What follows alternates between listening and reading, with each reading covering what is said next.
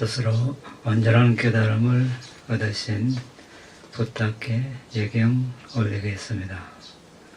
나모 타사 바가와토 아라하토 삼마 삼부타사 나모 타사 바가와토 아라하토 삼마 삼부타사 나모 타사 바가와토 아라하토 삼마 삼부타사.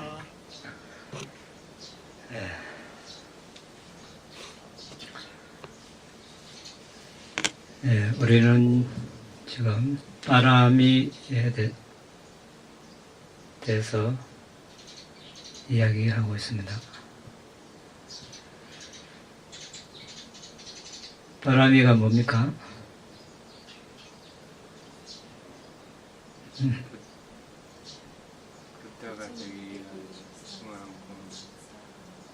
붓다가 되기 위해서 보디사타들이 닦아야 할 덕목이죠. 앞에 있다시피 10가지가 있습니다. 여기에 대해서 알아보는데,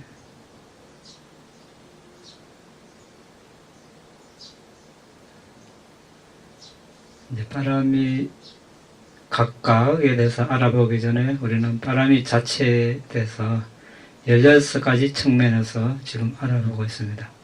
첫 번째가 빠라미가 무엇인가, 이것을 우리 지난번에 했고, 두 번째 어떤 의미에서 빠라미라 부르는가, 세 번째 몇 가지 빠라미가 있는가, 네 번째 빠라미 순서, 다섯 번째 빠라미 특징, 역할, 나타남, 가까운 원인, 여섯 번째 빠라미 기본 조건, 일곱 번째 빠라미를 오염시키는 것은 무엇인가, 빠라미를 정화하는 것은 무엇인가, 빠라미의 반대되는 것은 무엇인가, 어떻게 수행하는가, 어떻게 분석하는가, 어떻게 합성되는가, 어떤 의미의 수단에 의해서 성취되는가, 성취하는 데 걸리는 시간은, 빠라미는 무슨 이익을 가져오는가, 결과는 무엇인가, 이렇게 있는데,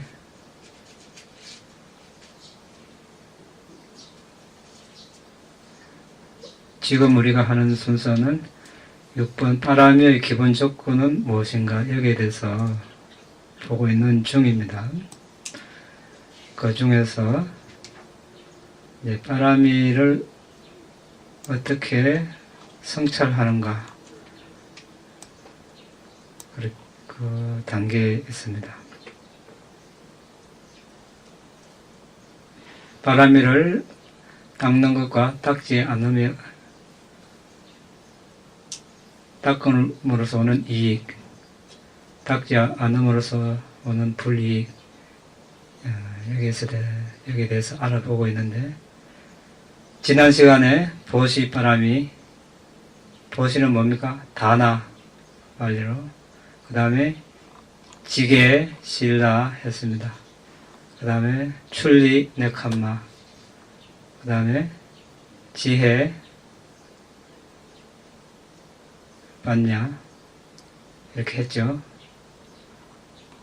오늘은 이제 뭡니까? 그 다음 정진, 위리야 빠라미를 어떻게 성찰할 것인가 알아보겠습니다.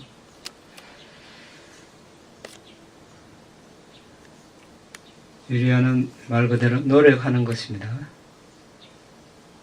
노력을 열심히 하면 어떻게 나타납니까? 노력하는 사람 보면 어떻게? 포기하지 않고 무너지지 않습니다. 좌절하지 않습니다. 그렇습니까? 이렇게 나타납니다. 어떻게 하면 그렇게 됩니까?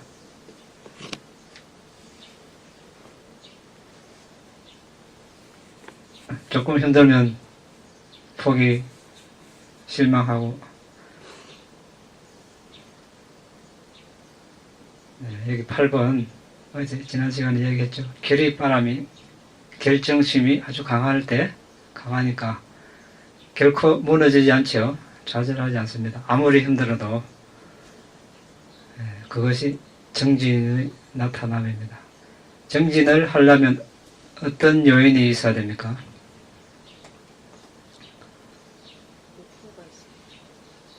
예, 목표.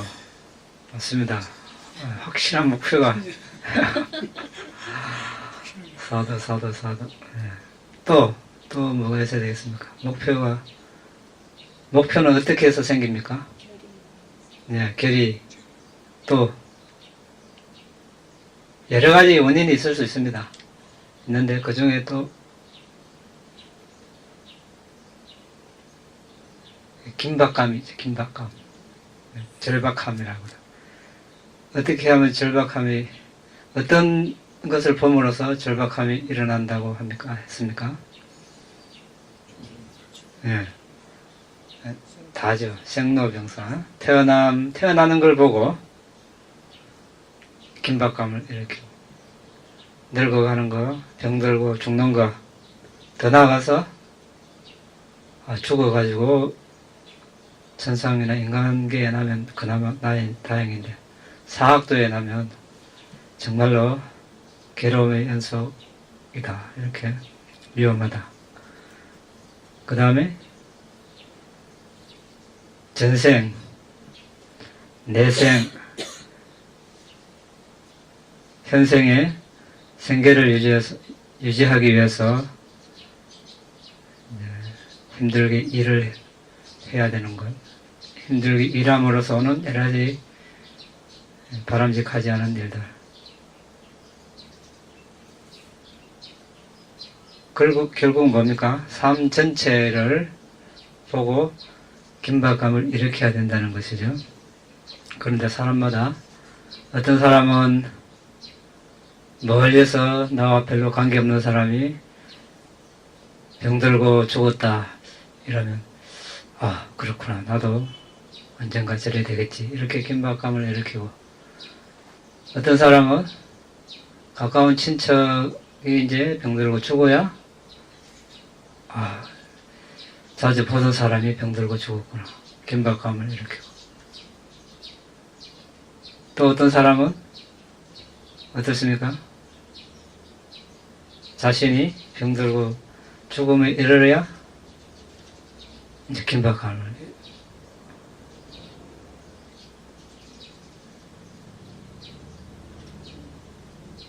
그러면 너무 이제 시간이 많이 지났겠죠. 이제 멀리서 누가 병들어 죽었다, 들리든 말든 세상 전체를 이렇게 보고 항상 이제 우리는 긴박감을 일으켜야 됩니다. 왜 그렇습니까?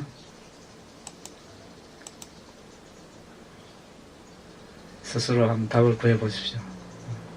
우리 읽어가는 과정이 또 나오겠죠. 자, 끝을 예견할 수 없는 세속의 일조차 필요한 노력을 하지 않으면 원하는 목적을 달성할 수 없으나, 지치지 않은 노력을 하는 사람에게 성취하지 못할 일은 없는 것입니다. 다음과 같이 성찰합니다. 노력을 하지 않으면 모든 존재들을 윤회의 소용돌이 해서 건지는 임무를 시작조차 할 수 없다. 중간 정도의 노력을 하면 일을 시작하기는 하나 끝까지 목적을 추구하지 못하고 중도에서 포기할 뿐이다. 임무의 완수를 보고 자신의 안녕을 돌보지 않는 최상의 정진력을 갖춘 사람만이 목표를 실현하게 된다. 여기서 목표는 뭡니까? 지금 보디사타 이야기를 하고 있습니다. 보디사타는 어떻게 이 정진바라미를 이제 바라봤는가, 여기서 이야기하고 있습니다. 그러니까 보디사타니까 지금 목표는 일체질을 갖춘 붓다가 되겠죠. 일체지가 되겠습니다. 여기서. 자, 우리가 이제 여기서 이제 사회생활도 오래 하시고 삶을 많이 오래 사신 분도 있고, 자, 사회일을 할 때도 우리가 학생 시절부터 이제 분야별로 전공 분야 공부를 하고 사회에 나와서도 10년, 20년, 30년 평생 해야 전문가가 됩니다. 그렇죠? 그래야 거기 전문가가 되고 목적을 달성할 수도 있고 없을 수도 있습니다. 어쨌든 그 목표에 다가갈 수 있습니다.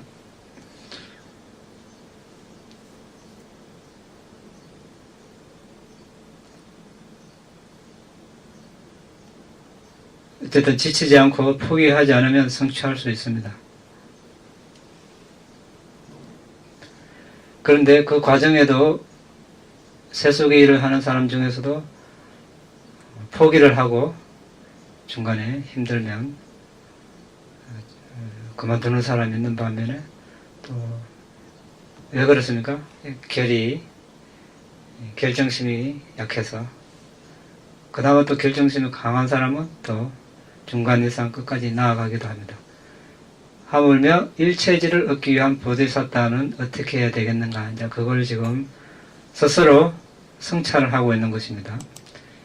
모든 존재들을 괴로움에서 벗어나게 하는 그 길을 가기 위한 가는 보디사타는 이제 결코 정진력을 멈춤없이 자신의 안녕을 돌보지 않고 최상의 정진력을 갖추어야 된다. 이런 뜻이 되겠습니다.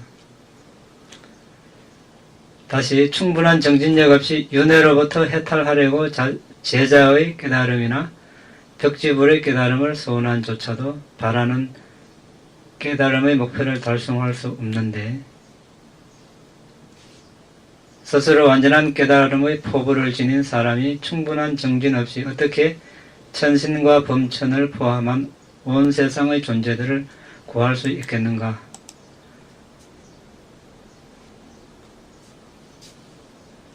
자, 붓다가 되려면 사성기 기급, 10만급을 여기에 있는 10가지 바라미를 3단계로 닦아야 됩니다. 여기 벽집을 바째가 붓다 되려면 이하성기 10만급, 상수제자가 되려면 1하성기급 10만급, 대제자가 되려면 10만급, 일반 제자 아라한들은 기간이 정해져 있지 않습니다. 어쨌든 일반 아라한이 되는 것이 쉽습니까? 쉽지 않죠. 그런 분들조차도 전생애를 여러 생을 오로지 개정에 닦는데 다 바쳤습니다. 그래도 될까 말까 한데 이제 지금 일체지를 원하는 삼만삼부다가 되는 보디사타는 어떻게 해야 되겠는가? 자, 그 다음에 탐욕, 성냄 등과 같은 번뇌의 무리는 어떤 광포한 코끼리처럼 제하기 어렵습니다. 이러한 번뇌로부터 일어나는 자신의 행위는 사형 집행자가 칼을 높이 치켜들어 죽이려고 위협하는 것과 같습니다. 이러한 업에 의해 야기되는 사학도의 문은 항상 열려 있습니다. 나쁜 친구들은 이러한 업을 저지도록 부추기기 위해서 늘 주의를 맴돌고 우리를 이러한 비참한 상태로 내모는 것입니다. 어리석은 범부는 나쁜 친구들의 잘못된 충고에 쉽게 압도당하는 속성이 있습니다. 그래서 궤변론자이고 윤회로부터 해방이 사실이라면 그것을 위하여 어떤 노력을 할 필요가 없이 저절로 성취되어야 한다라고 말하면서 그들의 잘못되고 비합리적인 논쟁을 펴는 사람들과 떨어져야 합니다. 그러한 그릇된 발언으로부터 멀어지려면 정진력을 통해서만 가능합니다. 자, 우리가 오랜 윤회 동안 누적된 탐욕, 성냄, 어리석음이 한번 이렇게 일어나면 여기 광포한 코끼리처럼 제어하기 어렵다고 이렇게 해놨습니다. 예외 없이 한번 이렇게 일어나면 이제 걷잡을 수 없습니다.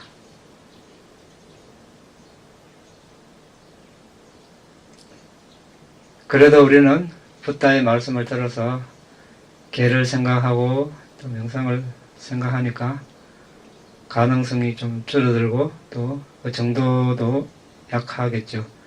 그런데 무방비로 있으면 어떻습니까? 이제 욕설이 왔다 갔다 하고 주먹이 왔다 갔다 하고 총칼이 왔다 갔다 하고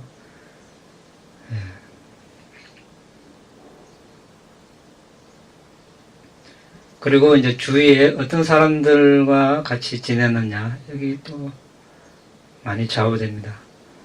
이 정도 해도 괜찮다 이런 사람들 있죠. 그래서 바른 견해가 없으면 쉽게 말려듭니다. 특히 어릴 때 몰라서 그런 건 뭐 어떻게 하겠습니까? 그런데 우리는 이제 붓다의 말씀을 배웠으면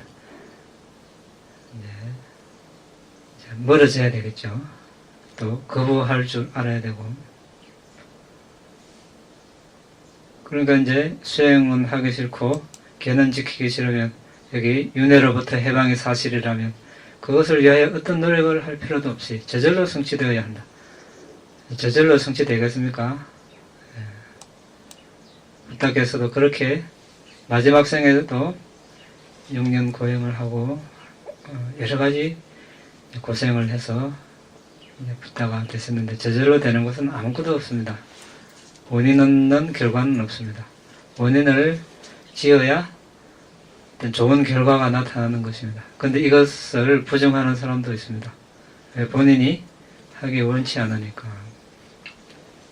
이런 사람들과 이제 멀어져야 되겠죠. 또한 성불이 개인의 노력으로 이루어지는 것이라면 나와 같은 수승한 사람이 필요한 정진력을 발휘하는데 무슨 어려움이 있겠는가? 여기서 나와 같은 수승한 사람은 누굽니까? 네? 보디사타. 네? 부처님 되기 전에 보디사타죠. 왜 수승합니까?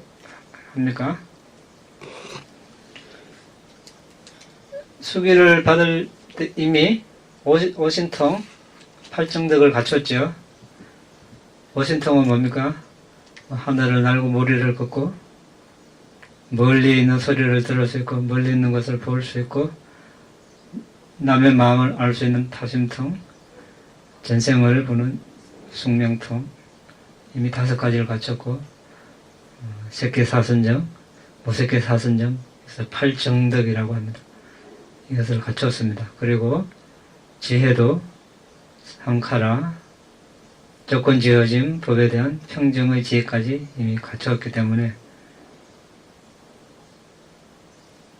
이런 존재가 정진력을 발휘하는 데는 별 어려움이 없을 것이라는 그런 뜻이 되겠습니다. 그리고 이제 아까도 이야기했지만 정진을 하지 않으면 수행을 하지 않으면 마음을 길들이지 않으면 죽음에 다다라서 마지막 순간 직전에 마음의 대상이 해로운 대상을 취하면 아주 위험하다. 이렇게 해서 우리가 또 정진력을 불러일으켜야 됩니다. 왜 그렇습니까? 자, 우리가 이번 생에 인간으로 태어났습니다. 오늘 처음 오신 분이 있어서 또 이야기합니다. 인간으로 태어난 것은 그냥 이렇게 태어난 것은 아니죠. 과거에 남에게 베푸는 보시도 하고 계율도 지키고 명상도 했기 때문에 이번 생에 이렇게 태어났습니다. 근데 중생에 죽기 직전에 그런 생각이 떠올랐기 때문에 이번 생에 이렇게 태어나는 겁니다. 전생에 죽기 직전에 품었던 마음의 대상이 다음 생을 결정하기 때문에 전생에는 우리가 운이 좋아서 좋은 대상을 취했습니다. 이번 생에도 죽음 직전이 있겠죠. 세월이 흘러서. 자, 이제 지금은 장담할 수 없습니다. 자, 선한 대상을 취할지 불선한 대상을 취할지 누구도 장담할 수 없습니다. 그래서 아까 긴박감을 일으키는 8가지 요소 중에 사학도가 포함됐습니다. 그때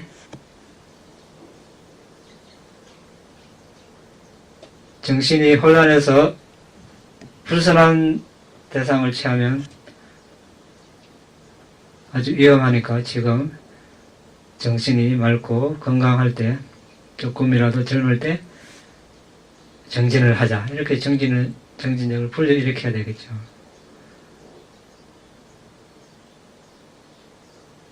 외부 활동은 좀 줄이고, 예전에 4번, 5번 갔으면 이제 한두 번으로. 그 시간에 집에서 명상해야 되겠죠. 그래 안 하면 시간이 있습니까? 그렇게 습관을 이제 들이면 죽음 직전에 여러 가지 생각이 떠오를 텐데 한 번도 명상 안 하는데 명상하게 떠오르겠습니까? 예를 들어서 보시도 안 했는데 계율도 안 지켰는데 그럼 뭐 살생하고 훔치고 뭐 술 마시고 이런 것만 떠오르겠죠. 아주 위험합니다. 그런데 꾸준히 습관적으로 명상을 해왔으면 자연스럽게 죽음 직전에도 명상 대상을 이렇게 쭉 들숨날숨을 보고 아니면 니미타를 보고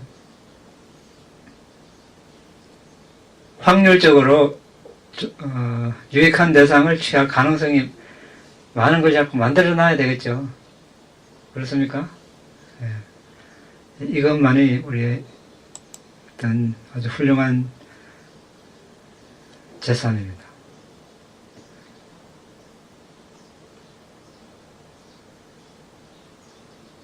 몇 가지 예전에 마하푸사대와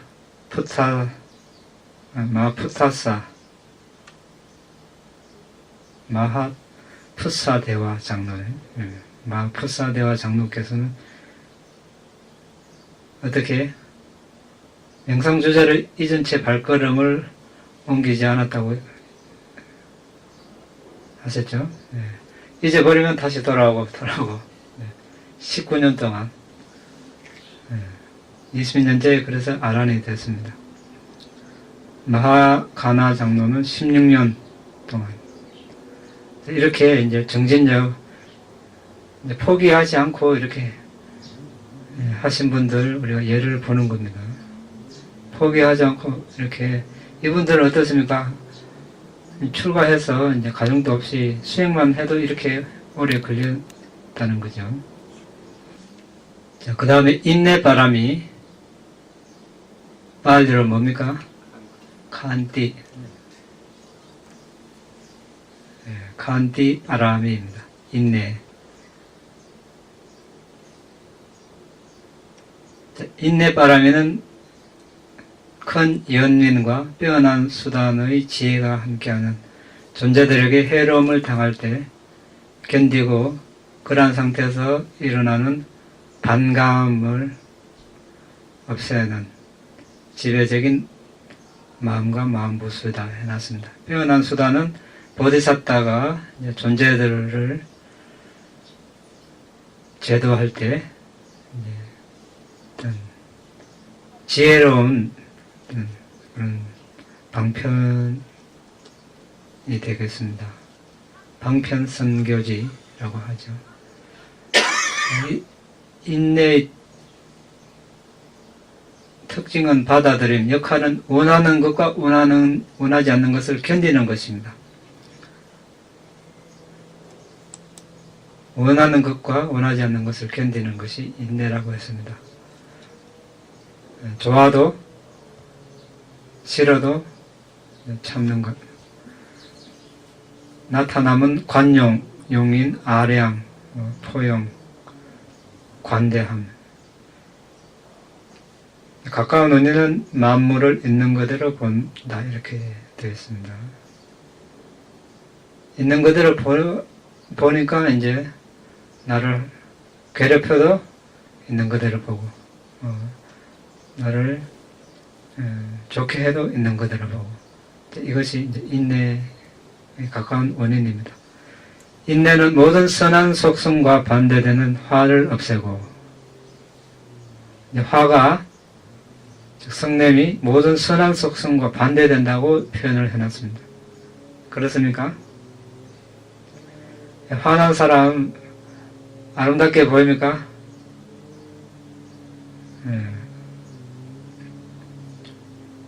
화내는 순간 아주 추하게 보입니다. 아무리 아름다운 사람도. 선한 사람이 선한 자질을 습득하는데 파괴되지 않는 무기로서 이바지한다. 인내가 있어야 선한 자질을 습득할 수 있다는 뜻이 됩니다. 이것은 다른 사람에게 지배력을 발휘할 수 있는 보디사타의 장식품이고 사문과 바라문의 힘이고 분노의 불을 끄는 물줄기이고 사악한 사람의 무례하고 학대적인 말의 독을 중화시키는 마술 같은 주문이다. 인내는 자제의 기능이 확고한 사람과 최상으로 지혜로운 사람의 자연적 성품인 것이다. 이렇게 표현을 해놨습니다. 보디사타의 장식품이라고 했습니다. 자, 보디사타는 뜻을 세우기를 모든 존재들을 괴로움에서 끈지기 위해서 원을 세운 존재입니다. 그런데 인내하지 못하면 일반 사람하고 같으면 별 의미가 없겠죠. 보디사타의 어떤 그런 덕목, 바라미를 다 닦을 수가 없습니다. 그리고 사문, 수행자, 바라문 이런 존재들의 힘이라고 했습니다.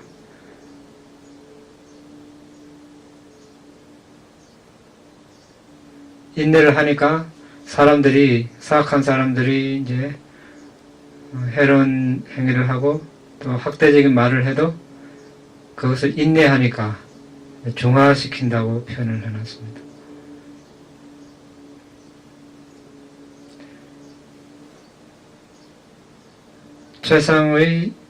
최상으로 지혜로운 사람의 자연적인 성품이다.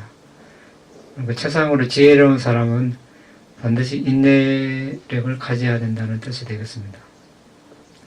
인내는 깊은 대양과 같은 바다의 파도가 끝나는 해안과 같은 비참한 세계로 가는 문을 닫는 문과 같은 천상과 범천의 세상으로 올라가는 계단과 같은 선한 자질이 널리 퍼지는 성소와 같은 최상으로 몸, 말, 마음의 행위를 청정하는 것과 같은 기능을 한다.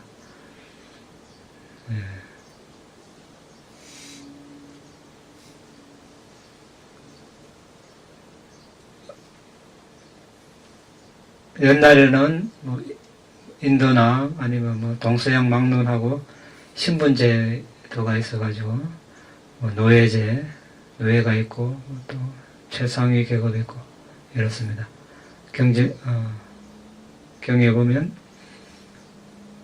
신분 높은 사람이 노예 계급에 있는 사람에게 학대를 하고 이렇게 해도 그 사람이 그걸 인내를 하고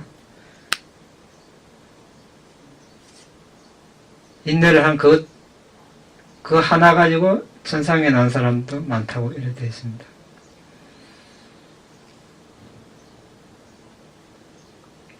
다시 인내는 다음과 같이 성찰하면서 거듭 연마해야 합니다. 고요함과 평화를 가져오는 인내가 없으면 이 존재들은 그들을 괴롭히는 잘못된 행위를 추구하게 되고 그 결과로 그들은 이 생뿐만 아니라 다음 생에서도 괴롭힘을 당하게 된다.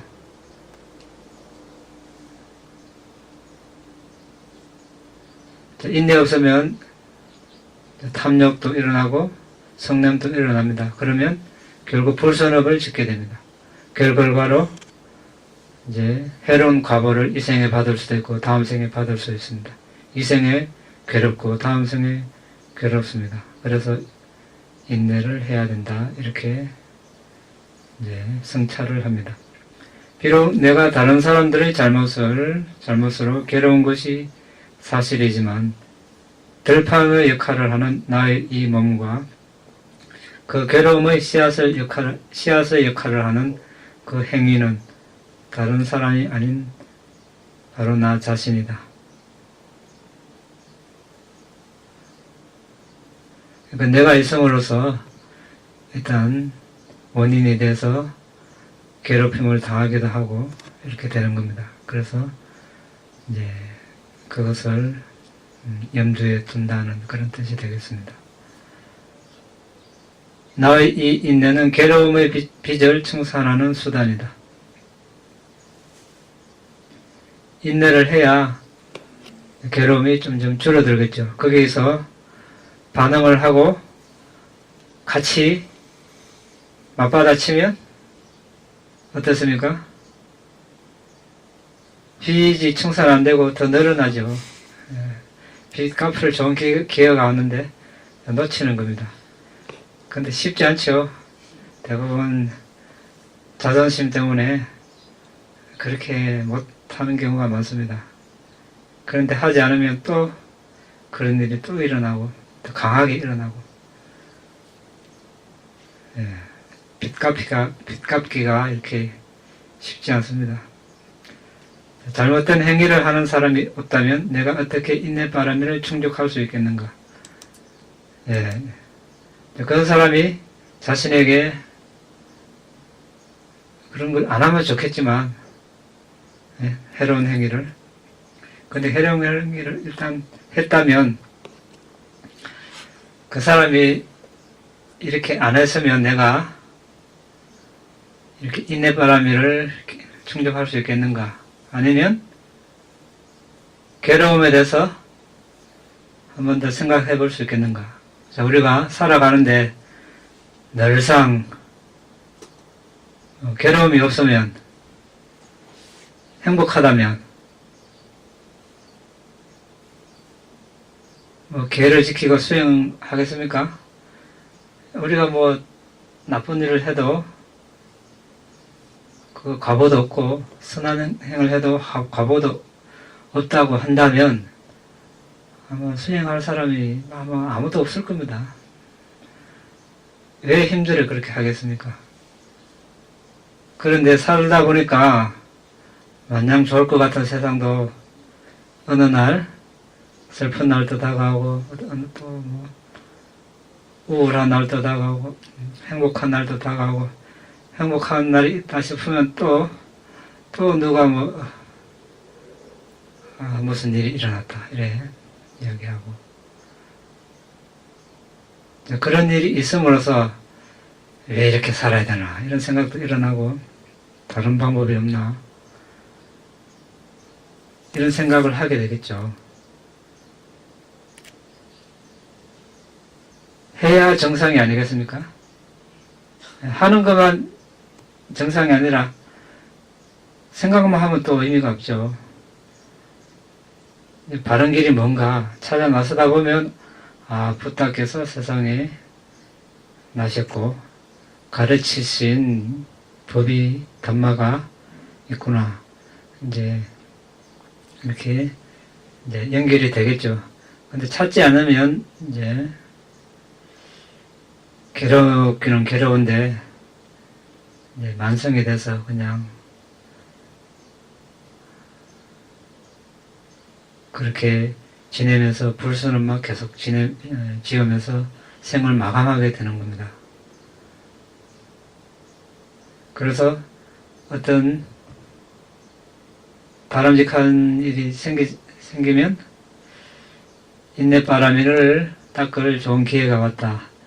이렇게 생각하면은 이제 우리 인내력도 정장이 되고 빚도 조금씩 갚아가고 좋습니다. 쉽지 않지만 이제 안 하면 어떻게 됩니까? 결국 해야 될 걸 연기하는 것밖에 안 됩니다. 결국 해야 될 걸 나중에 하면 더 이만큼 빚 갚으면 되는데 이제 더 늘어가지고 이렇게 갚으려면 더 힘드니까 기회가 왔을 때 조금씩 갚아가면 부담이 줄어들겠죠. 비록 그 사람이 지금 나에게 잘못을 했지만 과거에 그는 나에게 이익을 주었다.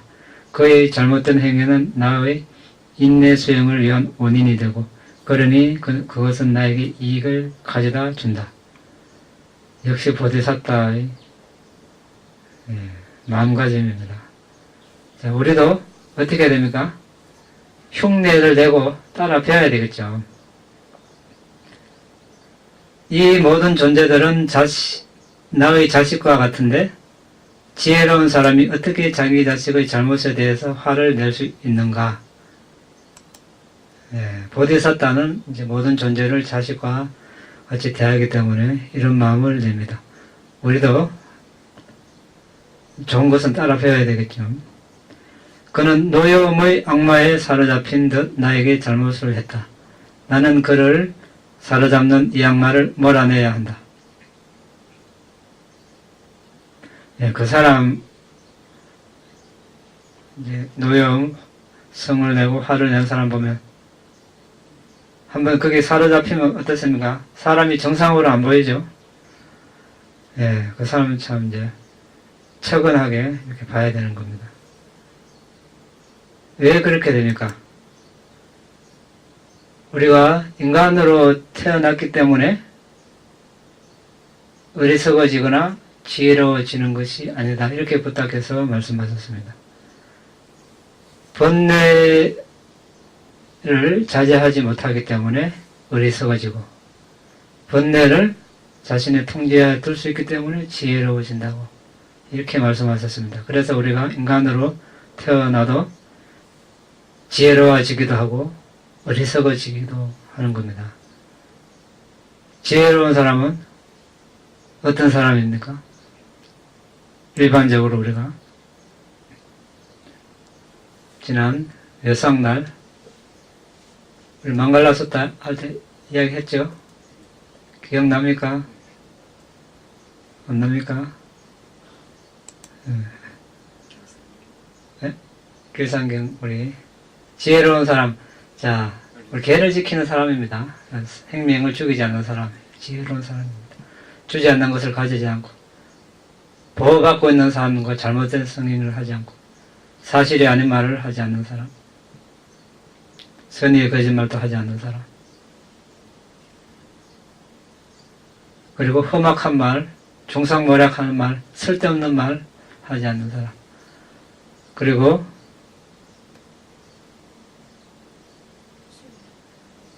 탐심을 일으키지 않고 악의를 품지 않고 그릇된 견해를 품지 않는, 그릇된 견해는 뭡니까?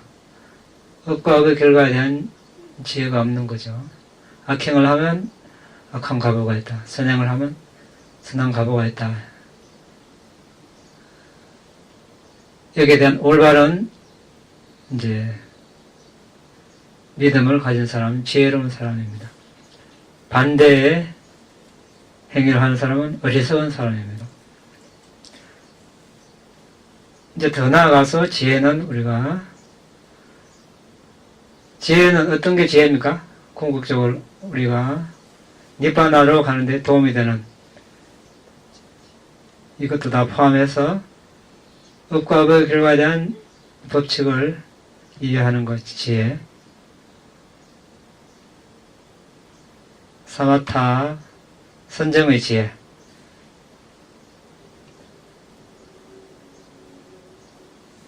위파사나 지혜. 도지혜, 과지혜 있는데 도지혜, 지혜, 과지혜는 앞에 세 가지를 수행함으로써 오는 결과물이 됩니다. 어쨌든 우리 세 가지 업과 업의 결과에 대한 지혜, 사마타 선정의 지혜, 위파사나 지혜의 통찰지, 이 세 개를 우리는 이제 지혜라고 합니다.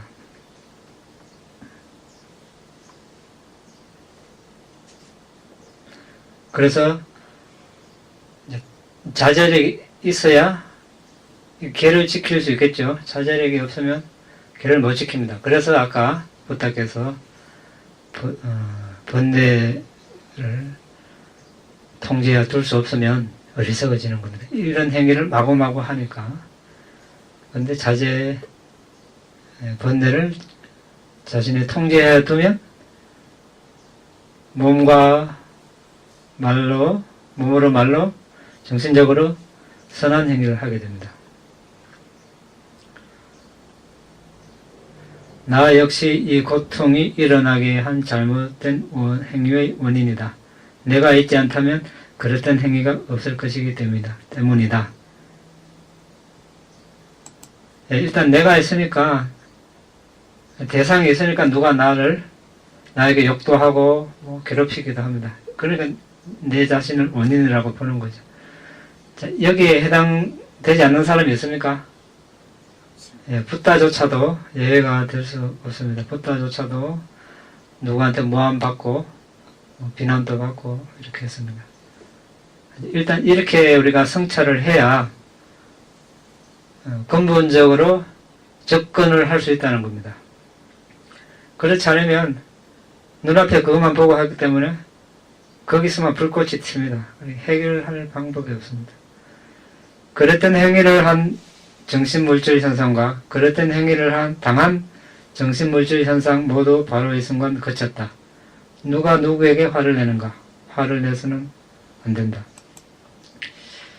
자, 이거는 우리가 좀 잘 이해를 해야 됩니다. 잘못 이해하면 그럼 우리가 붓다의 가르침은 두 가지 측면에서 볼 수 있죠. 인습적인 진리, 궁극적인 진리.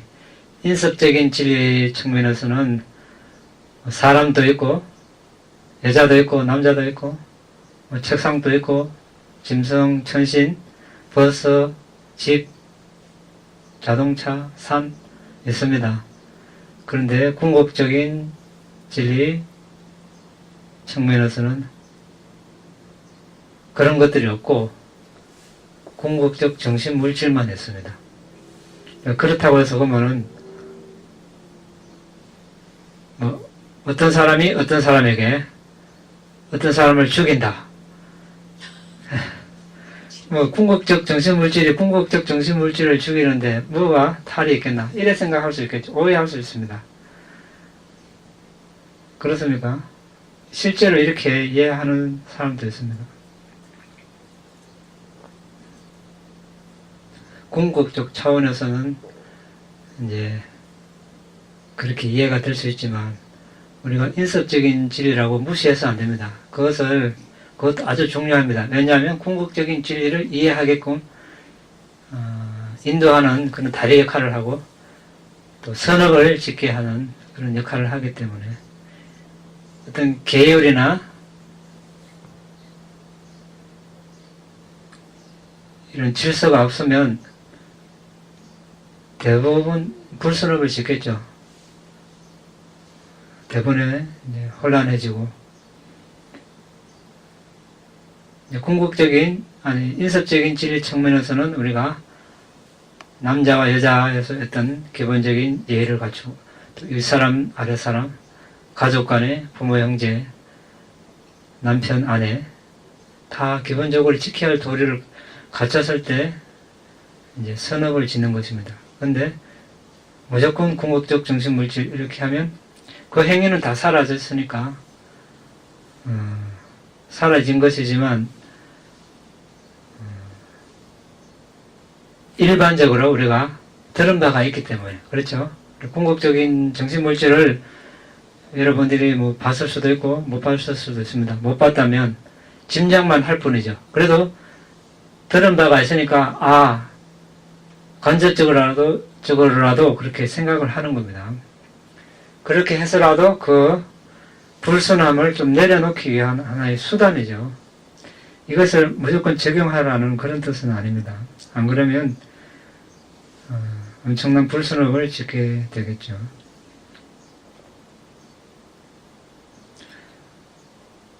그러니까 궁극적으로는 다 정신물질일 뿐인데 어디에다 대고 화를 내는가 이렇게 정신물질인데 어느 정신물질에 정신물질이라면 물질에 화를 내는가 정신에 화를 내는가 정신 중에서도 느낌에 화를 내는가 지각에 화를 내는가 마음에 화를 내는가 이래 하다 보면은 화가 좀 줄어들 수 있다는 뜻이 되겠죠.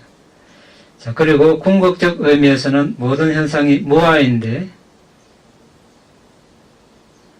그랬던 행위를 하는 자도 없고 잘못된 행위를 당하는 자도 없다. 이렇게 반조하면서 그는 거듭 인내를 연마해야 한다. 자, 이것도 이제 아까와 같이 잘 이해를 해야 됩니다. 모든 현상, 모든 조건 지어진 법, 또 니빠나까지 다 무아입니다. 나라는 게 없다는 거죠. 나라는 게 없는데 어디에 누가 잘못을 하고 누가 잘못을 당하는가. 이렇게 우리가 이제 일반적으로 생각하면서 인내바라미를 연마하자는 뜻이 되겠습니다. 다른 사람이 한 잘못으로부터 화가 오랫동안 습관이 된 힘으로 자신의 마음을 압도하여 지속되면 붓다가 되기를 소원하는 자는 다음과 같이 성찰합니다. 인내는 다른 사람의 잘못에 대항하여 수행하는 것을 보완해 주는 것이다. 나의 고통을 이야기하는 다른 사람의 잘못은 나의 믿음을 일으키는 요인이 된다. 고통이 믿음의 원인이기 때문에 그리고 또한 세상의 불행과 불만족을 지각하는 요인이 된다.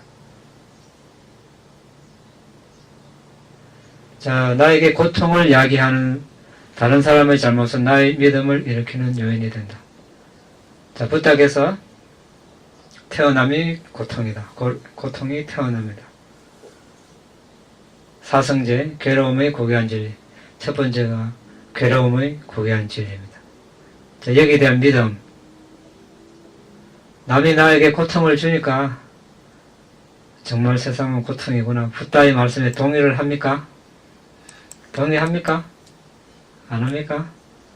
즐겁습니까? 세상이?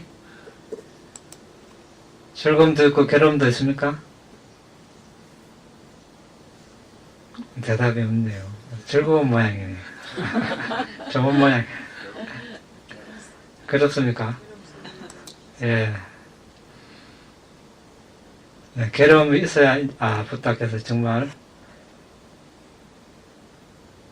괴로움의 고귀한 진리를 설하셨구나. 우리 믿음을 낼 수 있습니다. 마냥 즐거우면 이런 마음이 일어나겠습니까? 안 일어납니다. 이것저것 하기 바쁘죠. 여기저기 돌아다니며 마음을 낼 수가 없습니다. 말에 당하면 당할수록 정말 괴롭다. 정말 두카. 예, 이래 하면서 그냥 이제 수행치 와서 수행하겠죠. 눈 등과 같은 감각기관이 좋고 나쁜 대상을 만나는 것은 그러니까 이제 감각 눈으로 보고 듣고 이래 하는데 우리가 좋은 대상도 만날 수 있고 원치 않는 대상도 만날 수 있다는 겁니다. 그것은 피할 수 없는 거죠. 누구에게나 있는 일입니다. 왜냐? 우리는 과거생에 선업도 지었고 불선업도 지었기 때문에 그렇습니다. 과거의 과보로 인해서 지금 우리가 어디 가다가 원치 않은 대상을 보았습니다. 과거에 해로운 불선업의 과보로 그렇게 보는 겁니다. 별로 안 좋은 냄새 맡았다. 마찬가지입니다. 안 좋은 감촉, 소리 피할 수가 없습니다. 그래서 이걸 뭡니까? 과보의 마음이라고 하죠. 네, 우리가 이걸 피할 수 없다는 겁니다. 이거는 현생에 업을 짓는 마음이 아니라 과거에 지은 그걸 받는다고 해서 과보의 마음이라고. 해독제는 뭡니까? 네, 있는 그대로 인정하고 받아들이고 그게 대응하지 않는 거죠. 그렇게 생각하는 겁니다. 바람직하지 않은 대상, 소리, 시각 대상, 냄새, 과거에 불선했 때문에 그렇구나. 이게 해독제라고 이렇게 되어 있습니다. 원하지 않는 대상과 마주치지 않기를 바라는 것은 가능하지 않다. 그렇습니까? 예, 불가능합니다.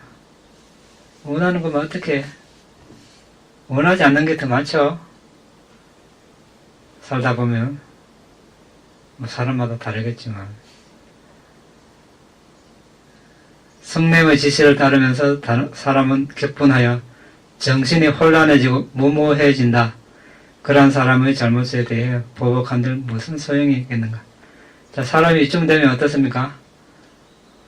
아무리 사리에 맞고 이치에 맞고 조말을 해도 안 듣습니다. 그렇죠?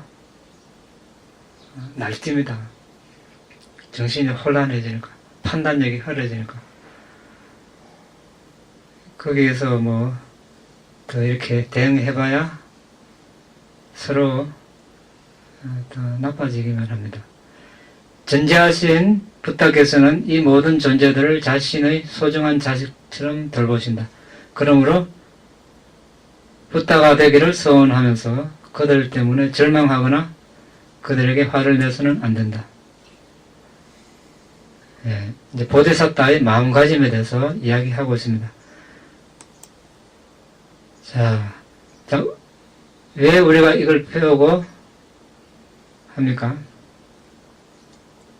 부탁해서 나타나셨고 세상에 또 이런 법을 설하셨고 우리와 인연이 됐기 때문에 이런 법을 우리가 또 만날 수 있습니다. 우리는 또 이 법을 배우기를 원했기 때문에 이렇게 이런 법이 우리에 나타난 것입니다. 그러니까 붓다가 되려고 바라미를 닦는 보디사타는 어떤 마음을 가졌는가? 우리도 이제 보고 듣고 배움으로써 그분과 같은 경지로 조금씩 이제 나아가고 닮아가는 것입니다.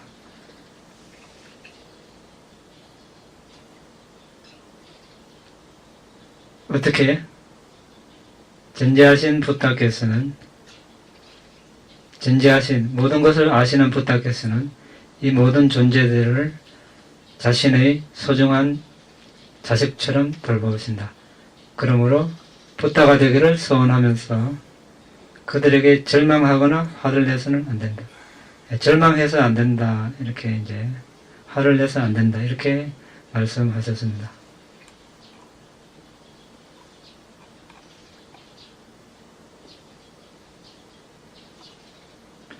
잘못을 하는 자가 지게와 같은, 지게는 뭡니까? 계율을 준수하는 것, 그런 자질을 지녔다면 이렇게 성찰한다. 그러한 덕을 지닌 사람에게 화를 내서는 안 된다. 우리가 같은 사람이라도 계율을 잘 지키는 사람, 또 수행의 성취가 높은 사람, 성인이 된, 또 아라한, 또는 붓다, 이런 분들에게 해로운 행위를 하면 그 과보가 아주 크죠. 해로운 과보가 큽니다.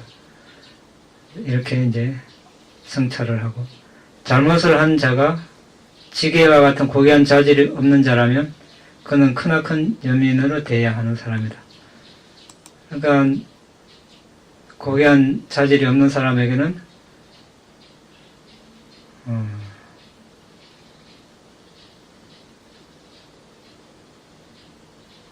처근하게 이 진리를 알 기회를 가지기를 이렇게 이제 염원하면서 이제 대해야 되겠죠. 같이 응대해버리면 같은 수준이 이제 돼버리는 거죠. 화를 내므로써 나의 등망과 명성은 줄어든다. 화내는 사람에게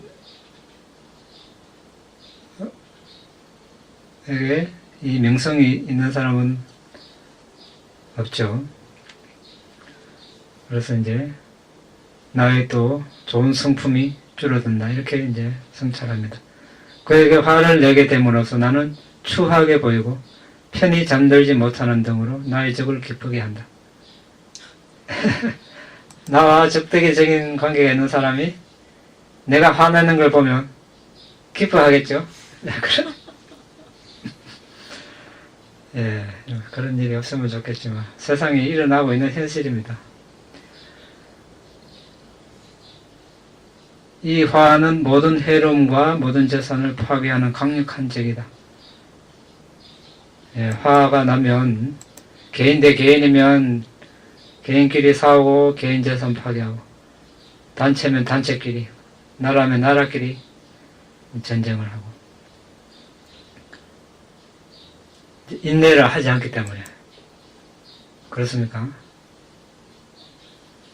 인내하면서 생각하기를 나는 잘못한 자에게 들이닥칠 어떤 고통도 만나지 않을 것이다.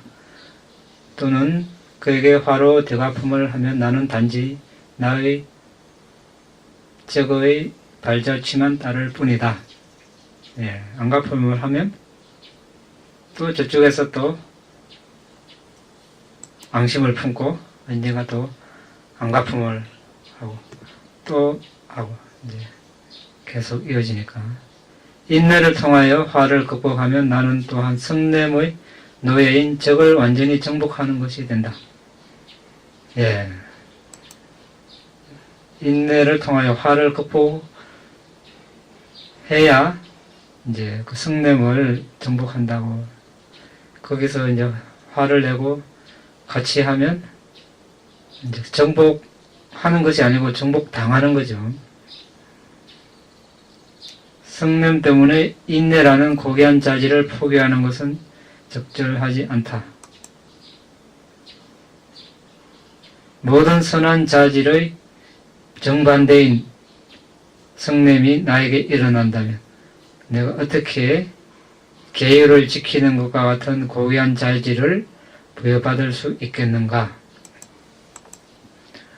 예, 화를 내고 성내면 계율을 지키기가 힘듭니다. 그렇죠? 생명체도 막 화나서 막 죽여버리고, 사람이든 짐승이든 막 죽입니다. 화나면. 화가 나니까 죽이죠. 훔치고 뭐 욕도 하고 술 마약도 먹고.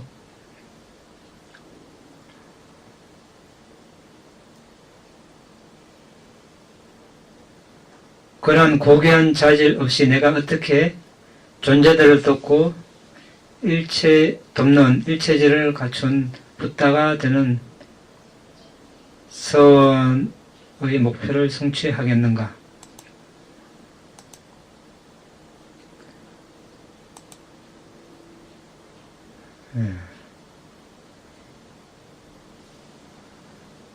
붓다가 되겠다는 사람이 화를 내서 되겠는가? 이제 이래서 이제 성찰하는 것이죠. 오직 인내로서 외부 대상으로부터 고요하게 머물 수 있고 마음의 집중을 이룰 수 있다. 집중된 마음만이 모든 상카라 또 나왔습니다. 여러 번 이야기했는데, 예, 여기서는 모든 조건 지어진 법이라고 이해하면 되겠습니다. 모든 상카라를 무상과 괴로움으로, 그리고 모든 법을 무아로, 니빠나를 조건 지어지 않은 법, 불사 등으로, 그리고 상상할 수도 없는 헤아릴 수 없는 힘을 지닌 붓다의 특질을 식별할 수 있는 것이다. 이렇게 성찰을 합니다. 인내를 해야 화를 안 냅니다. 화를 안 내야 마음을 고요히 할 수 있습니다. 화낸 마음으로 고요함을 유지할 수 없습니다. 그러면 고요함을 유지할 수 없으면 들숨날숨도 고요한 마음으로 볼 수 없고 선정에 들 수 없습니다. 집중력을 이룰 수 없습니다.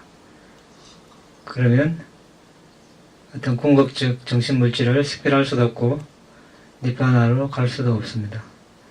자, 그러한 식별로 인해서 다음과 같이 깨달음으로써 위파사나 통찰이 확립됩니다. 이 모든 법은 무아 또는 자아에 속하는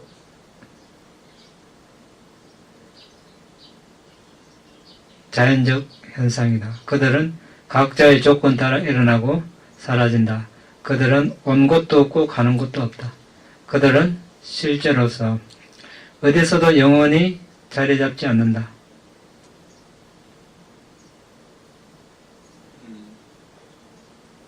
자연현상의 집단에서 어떤 작용하는 주체가 없다. 작인이라고 하죠. 작인, 작용하는 주체.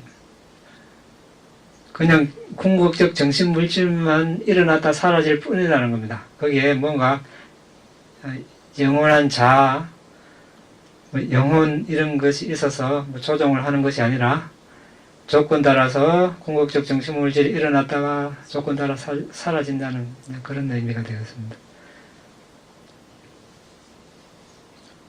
그래서 온 곳도 없고 가는 곳도 없다. 애초에 개체와 같은 그런 것은 없기 때문에 있는 그대로 깨달음으로써 그것들은 나 또는 자만의 거처가 아니라는 것을 파악할 수 있을 것입니다. 이러한 성찰로 보디사타는 일체지를 향한, 보디사타 누구입니까? 예, 미래에 붓다가 될 존재를 이야기합니다. 보디사타는 일체지를 향한 그들의 숙명을 철회하지 않고 확고히 서는 것입니다.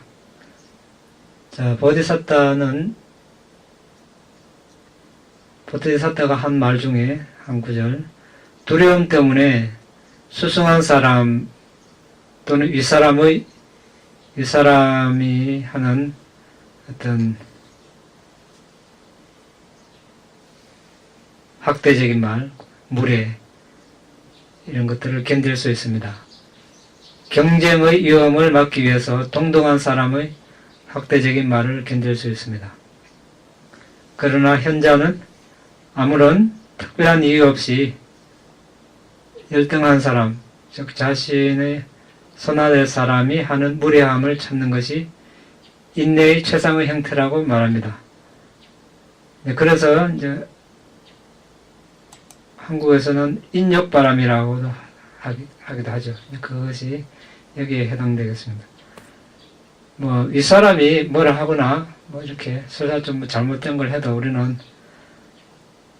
이런 또 다른 처벌 아니면 여러 가지 주변 조건 상황에 의해서 참을 수 있습니다. 또 같은 수준 동등한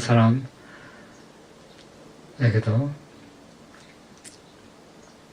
그런데 자신보다 나이가 적거나 여러 가지로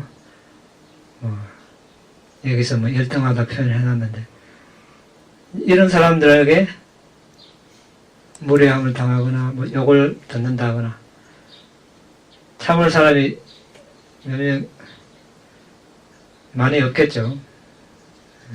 여기서 인내바람이는 특별히 이런 상태를 두고 인내바람이라고 합니다. 인내바람에는 이런 경우도 포함되고, 우리가 사마타 비파사나 수행을 할 때도 그렇고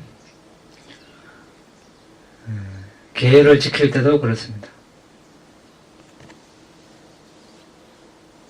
인내심이 있어야 지킬 수 있겠죠. 인내심이 없으면 조금 하다가 힘들면 중단하게 됩니다. 경쟁을 하기는 해야 되겠죠. 남과 경쟁하는 것이 아니고 누가 많이 버나 잘 사나 이런 경쟁 아니라 어제의 자신과 어제 계율을 지킨 것, 수행한 것과 오늘 하는 것과 이익하게 경쟁을 해야 됩니다. 어제와 오늘. 어제보다 잘할 수 있도록. 그렇습니까?